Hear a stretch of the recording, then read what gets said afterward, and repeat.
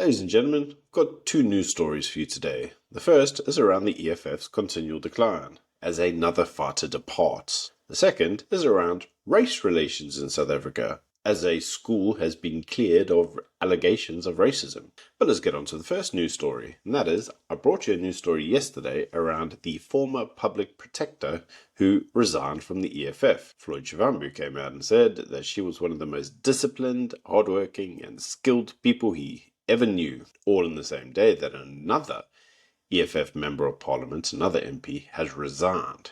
Now, the MP that has resigned is actually a former actor, and according to the news stories, this isn't the first time he's resigned from Parliament, which means that potentially he was only really there in the role in the first place as a grift, I suppose. Now, why do I say that? Well, according to an EFF MP, one that's still there, apparently the former public protector was never a genuine EFF member anyway. According to her, she never actually had a real genuine commitment to Julius Malema. She just used Julius Malema's greatness, apparently he's great, in order to advance her own political agendas. She says Floyd Shivambu appears to be doing the exact same thing, because now that he's left the EFF, there were loads of people that he never used to like, that all of a sudden he says they're great, and he seems to praise them at every opportunity. And it's like, why? You didn't like these people before, and the answer appears to be politics. It's now convenient to like them,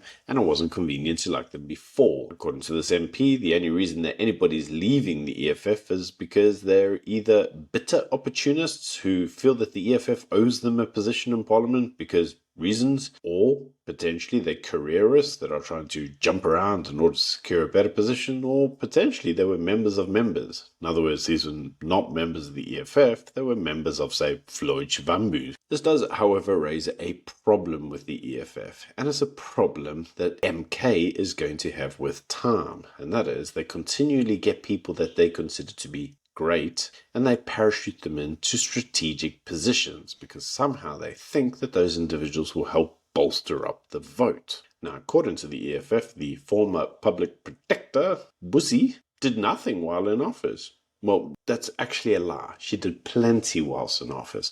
You see, what she actually did is she fought her legal cases and lost all of them.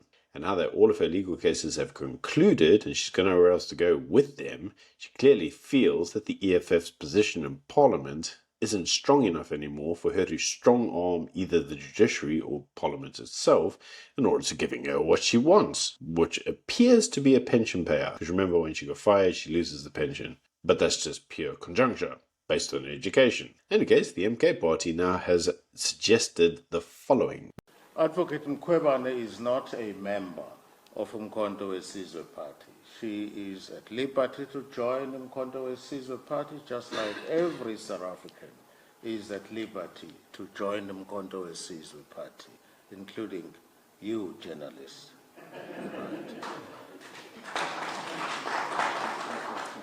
But I must add that I will be recruiting her. I think Chief Whip was going to say, if my wife was a member of the EFF and I was MK, I'd be agitating that she joins. As you can see from that clip itself, MK appears to say they are now going to try to recruit her. Politics in South Africa is sometimes really confusing. In one respect, all the judges say she was incompetent and useless. She never won anything. Parliament actually voted to sack her because she was incompetent. Floyd Shivambu says that she was just like proper hardworking and disciplined and one of the most skilled people he knows. The EFF said she did nothing. She wasn't a loss to them at all. And MK is like, yeah, she'll be great. This is the exact type of politicking and career opportunism that they're all talking about. And it doesn't end well for the political parties. Going back to the other individual that's now left the EFF. An actor.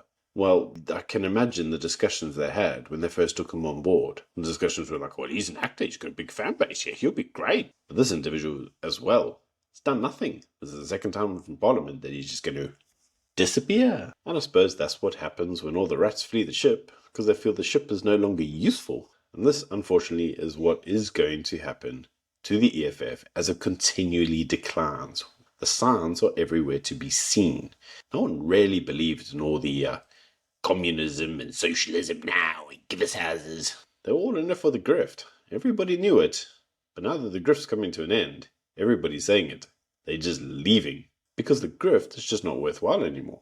So I'll leave you with a final question on that entire debacle, and that is, when's Cole Niehaus leaving? Who predicts that he'll leave to MK? He said he wouldn't, but these guys all say lots of things until the lucre dries up. So then, onto the allegations of racism. Now, for those of you who followed the story, last year, we actually had a story around the Pretoria High School for Girls. And this was an allegation that apparently there was some racism that went on in a WhatsApp group. Now, we actually did a video on it at the time and did say, yeah, we've seen all this before. But in any case, as a reminder, let us not forget, the EFF, who loves allegations of racism, went and protested the school.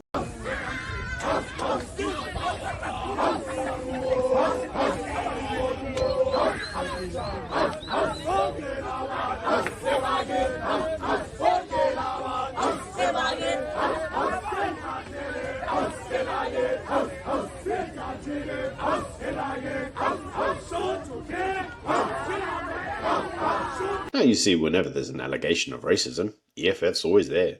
First opportunity. But according to the report that's now come out, which was conducted by the Mbeki Foundation, and Mbeki, the former president of the Republic, was actually one of the people that conducted the investigation. And he himself said that the Gauteng Department of Education should be criticized for their entire handling of the debacle, because according to them, there was no racism. He said that the girls had not been found guilty of racism. In fact, he actually said that the problem is they were condemned. All of the 12 white girls were condemned to allegations of racism as just being true, based on the fact that somebody said there was racism. So it must have been true. I mean, you wouldn't lie, would you? Now, according to Mbeki, the Gauteng Education Department was actually intent on smearing racism charges, to the point where apparently they just wanted to humiliate everybody. And in order to do that, they fabricated reports. Yes, they actually fabricated reports. According to Mbeki, this all ultimately seemed like it was a witch hunt to, and I quote, smell out racism. And in order to do that, they rode roughshod over the Constitution, giving very little cares about anybody's futures, careers, livelihoods, own personal dignity, and no one cared,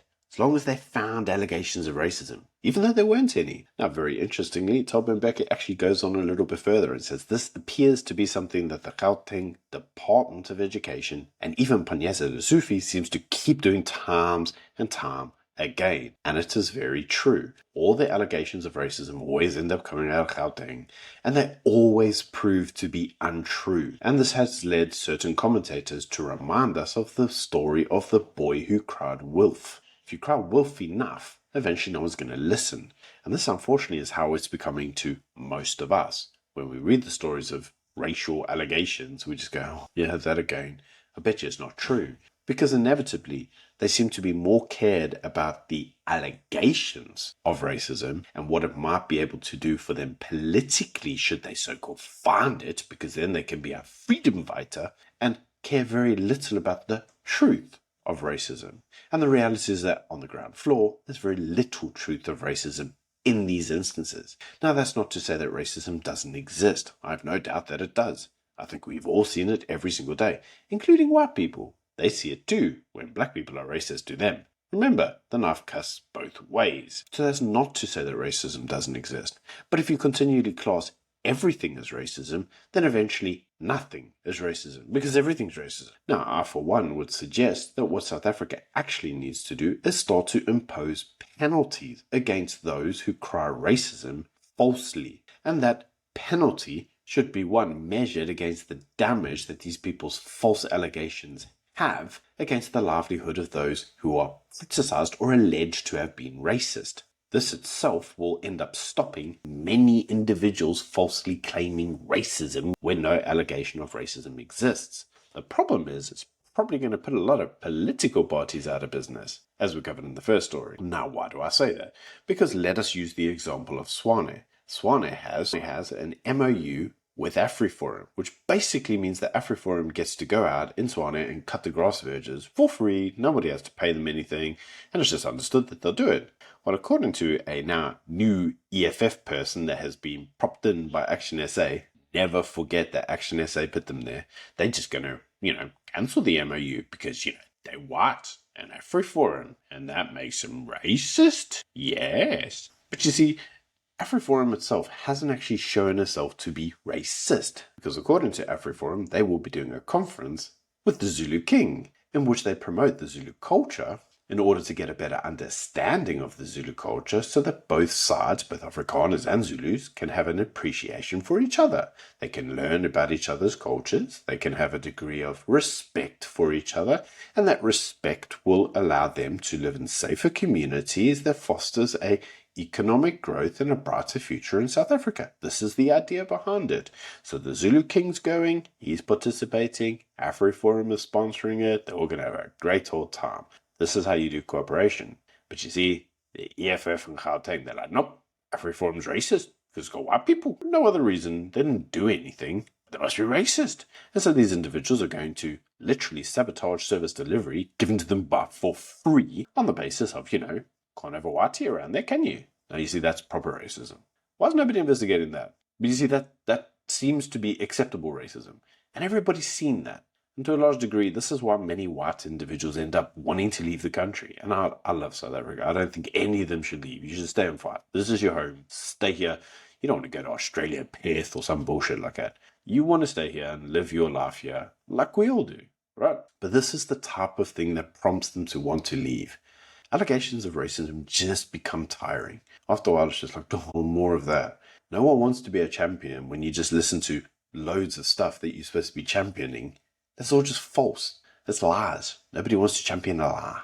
With that being said, that's just my views. You can let me know what you think in the comment section below. Until Monday, bye.